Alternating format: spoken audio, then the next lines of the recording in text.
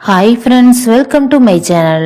இந்த மாரி சுவாரஸ்யமான கதைகளை கேட்க நீங்கள் இப்போ தான் நம்ம சேனலுக்கு முதல் முறையாக வரீங்கன்னா மறக்காமல் நம்ம சேனலை சப்ஸ்கிரைப் பண்ணி வச்சுக்கோங்க. பக்கத்தில் இருக்க பெல் ஐக்கானையும் கிளிக் பண்ணிக்கோங்க. என் பெயர் ஷாலினி. என் வீட்டு வேலைக்காரனுக்கு வயது 19 இருக்கும். அவன் எப்பொழுதும் என் பின்னால் தான் சுற்றி வருவான். நான் அவனை சிறியவன் என்று தான் நினைத்திருந்தேன். ஆனால் ஒரு நாள் அவன் என்னிடம் சொன்னான், முதலாளியம்மா, என்னை சிறியவன் என்று நினைக்கும் தவறை நீங்கள் செய்யாதீர்கள் என்றான். அன்று இரவு நான் அவனை பார்த்தபோது ஆச்சரியப்பட்டேன்.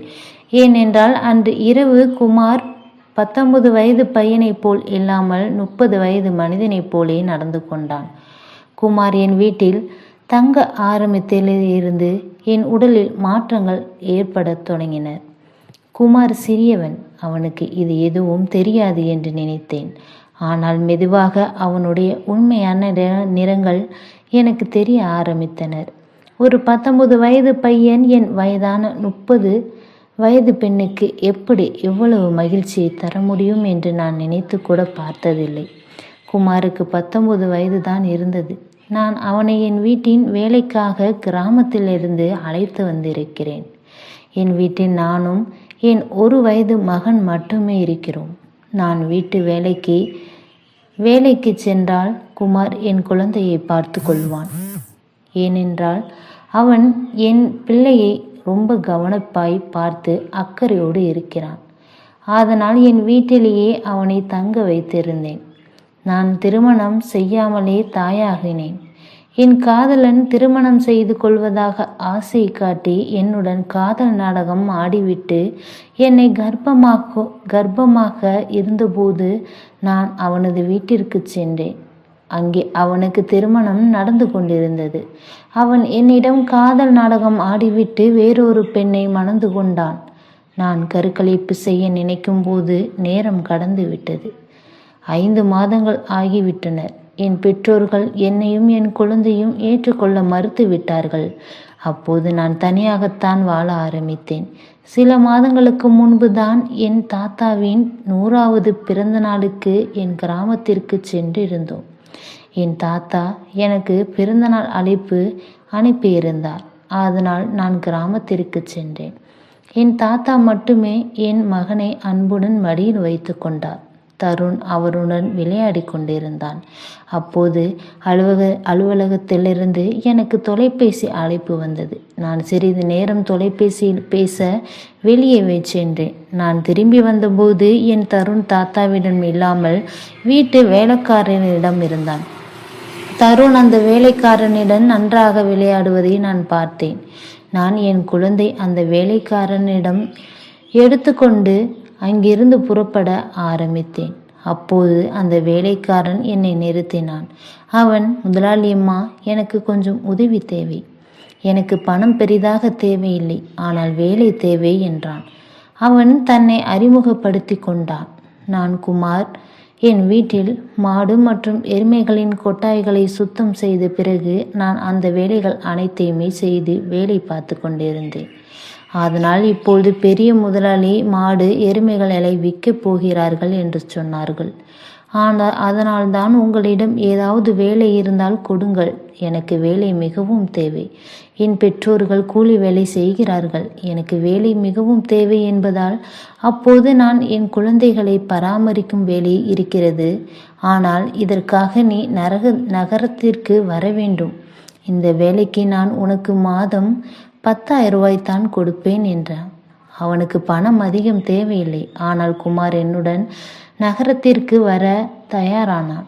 தருண் அவனுடன் நன்றாக இருந்தான். அதை பார்த்து மட்டும் நான் குமாரை என் வீட்டிற்கு அழைத்து வர முடிவு செய்தேன். குமார் அன்று முதல் என் வீட்டிலேயே தங்கியிருந்தான். ஒவ்வொரு 4 மாதங்களுக்கு கொஞ்சம் பணம் சேர்த்து அவன் தன் கிராமத்திற்கு போவதாக சொன்னான். குமார் நாள் முழுவதும் என் குழந்தையை நன்றாக பார்த்து கொண்டான். வீட்டு வேலைகளில் எனக்கும் உதவியாயிருந்தான். குமார் வீட்டிற்கு வந்து 1 மாதம் ஆகியிருந்தது. இந்த 1 மாதத்தில் அவன் என் இதயத்தை வென்று விட்டான். என் கவனிப்பால் என் மகனின் ஆரோக்கியமும் மேம்பட்டது. தருண் என்னை தொந்தரவு செய்தான். இப்பொழுது அவன் குமாரின் கையால் நன்றாக சாப்பிடுகின்றான். நான் குமார் ஒரு தனி அறையை கொடுத்திருந்தேன். ஆனால் ஒரு நாள் இரவில் தருண் மிகவும் அழுதான். எந்த வகையிலும் அவன் அமைதியாகவில்லை. குழந்தையின் அழுகுரலை கேட்ட குமார் என் அறையை வந்து தருணை என்னிடம் எடுத்து கொண்டான். குமாரின் சென்றவுடன் தருண் அமைதியானான். இரவு வெகு நேரமாகி இருந்தது. தருண் குமாரிடன் விடவில்லை. ஆனால் நான் அன்று குமாரை என் அறையிலிருந்து தூங்கச் சொன்னேன். காலையில் நான் எழுந்தபோது தருண் குமாரை பிடித்து கொண்டு தூங்கிக் கொண்டிருந்தான். அந்த இரவுக்கு பிறகு குமார் தருணை என் அறையில் தூங்க ஆரம்பித்தான். குமார் வந்ததிலிருந்து எல்லாமே நன்றாக நடந்து கொண்டிருந்தது. குமாரின் வேலையில் நான் மகிழ்ச்சி அடைந்து விடுமுறை நாளில் அவனை ஒரு மாலுக்கு அழைத்து சென்றேன். அவனுக்காக ஆடைகளை வாங்கி கொடுத்தேன். சலூனுக்கு போய் அவனுக்கு புதிய ஹேர் ஸ்டைலும் செய்து கொண்டேன். அதெல்லாம் செய்து பார்த்த பிறகு அவன் மிகவும் அழகாகவே இருந்தான். அன்று நான் அவனுடைய தோற்றத்தை மாற்றினேன். அவனை புதிய தோற்றத்தில் பார்த்தபோது என்னால் கூட நம்ப முடியவில்லை. நேற்று வரை ஒரு சாதாரண வேலைக்காரனாக இருந்தவன் இவ்வளவு அழகாகவும் ஸ்டைலாகவும் மாறிவிட்டானே என்று அவனை நான் பார்த்து கொண்டு இருந்தேன். நான் அவனை அறையில் படுக்கையில் படுக்க வைத்தேன். தண்ணீர் கொடுக்க வெளியே சென்றேன். அப்போது குமார் எனக்காக தண்ணீர் கொண்டு வந்தான்.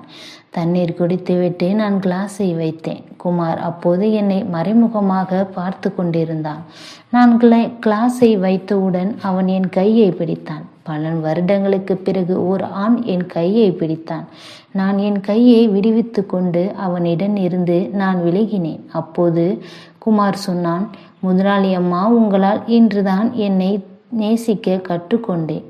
வாழ்க்கை மிகவும் அழகானது. அதை வாழ தெரிந்திருக்க வேண்டும் என்று நீங்கள் என் வாழ்க்கையை மாற்றியதன் மூலம் எனக்கு பெரும் உதவி செய்தீர்கள். நான் உண்மையில் மிகவும் நன்றாகத்தான் இருக்கிறேன் என்றான். குமாரின் முகத்தில் இருந்த சந்தோஷத்தை பார்த்து நான் சந்தோஷப்பட்டேன். மிகவும் சுத்தமாகவும் அழகாகவும் வாழ ஆரம்பித்தான். அவனுக்கு 19 வயதுதான். ஆனால் அவன் தன்னுடைய உடம்பை நன்றாக பராமரித்து வைத்திருந்தான். அவன் வீட்டிலும் தினமும் உடற்பயிற்சி செய்தான். நான் அவனிடம் அவனுடைய படிப்பை பற்றி கேட்டேன். ஆனால் இப்போது அவனுக்கு படிப்பில் ஆர்வம் இல்லை என்று சொன்னான். நான் தினமும் காலை அலுவலகத்திற்கு போவதற்கு முன் என் குழந்தையின் கன்னத்தை தட்டி கொடுத்துவிட்டு அலுவலகத்திலிருந்து போவேன். அப்போது என் குழந்தை தருணை குமார் மடியில் கொஞ்சி கொண்டு இருந்தான். அப்போது அவன் கன்னத்தில் கை வைக்கும்போது தருண் கன்னத்தில் கை வைக்கும்போது குமாரின் கன்னத்தில் கை பட்டுவிட்டது. உடனே என்னை விசித்திரமாக பார்த்தான். அது எனக்கு மிகவும் சங்கட்டமாக இருந்தது. நான் அவனிடம் மன்னிப்பு கேட்டுவிட்டு அலுவலகத்திற்கு புறப்பட்டேன். மாலையில் நான் வீடு திரும்பிய போது கூட என்னால் குமாரின் கண்களை பார்க்க முடியவில்லை. குமார் தருணை சாப்பாடு ஊட்டி தூங்க வைத்தான். பிறகு நாங்கள் இருவரும் சேர்ந்து சாப்பிட்டோம். சாப்பிட்ட பிறகுதான் என் அறைக்கு சென்றேன். அங்கே நான் மருந்துகளை எடுத்து கொண்டிருந்தேன்.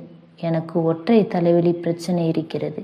அதற்கான மருந்தை எடுத்து கொண்டிருந்தேன். மருந்து எடுத்த பிறகு என் தலைவலி மிகவும் வலித்தது. நான் என் அறையில் தலையை பிடித்து கொண்டு உட்கார்ந்திருந்தேன். சிறிது நேரம் கழித்து குமார் அறைக்குள் வந்தான். நான் இந்த நிலையில் இருப்பதை பார்த்து என்ன ஆனது முதலாளியம்மா என்று கேட்டான். என் தலை வலிப்பதாக தெரிந்ததும் அவன் என் தலையை மசாஜ் செய்ய ஆரம்பித்தான். குமார் மசாஜ் செய்ய ஆறுதலாய் அளித்தது. மெதுவாக எனக்கு ஆழ்ந்த தூக்கம் வந்தது. அன்று இரவு எனக்கு நன்றாக தூக்கம் வந்தது. அடுத்த நாள் எங்கள் அலுவலகத்தில் பாரம்பரிய தின விழா இருந்தது. அதற்காக நான் மாறுவிடத்தில் அழகா ஒரு ஃப்ராக் மாரி போட்டுக்கொண்டு நான் ரெடியாகி இருந்தேன். அப்போது குமார் அறைக்கு அழைத்து முடிச்சை கட்டச் சொன்னேன். நான் அவர்